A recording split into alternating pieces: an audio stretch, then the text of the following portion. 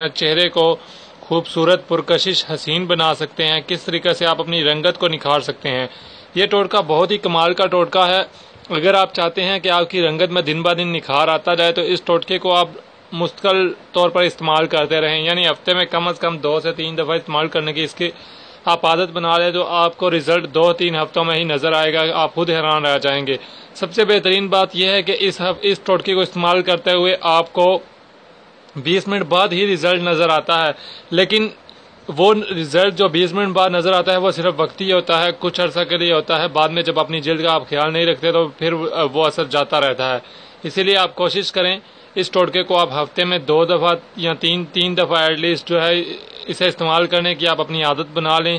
آپ کو رزلٹ جو ہے وہ مستقل طور پر آئے گا، آپ کی رنگت میں دن بہ دن نکھار آتا جائے گا۔ اب ہم اس ٹوٹکے کے اجزاء کی طرف آتے ہیں، بتاتے ہیں یہ ٹوٹکے کے اجزاء کون کون سے ہیں اور کتنی مقدار میں آپ نے کس طریقے سے یوز کرنے ہیں۔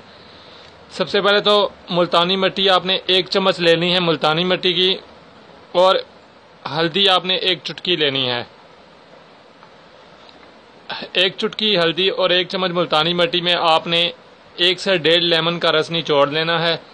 اگر لیمن بڑا ہو، اس میں رس اچھا ہوا تو 1 لیمن کا رس بہت ہو جائے گا، یعنی آپ نے اتنا 1 لیمن کا رس ملانا ہے کہ آپ کا پیسٹ جو ہے وہ بن جائے، نہ زیادہ پتلا پیسٹ نہ بنے، گاڑھا سا پیسٹ بن جائے تاکہ بآسانی آپ اسے اپنے چہرے پر اپلائی کر سکیں۔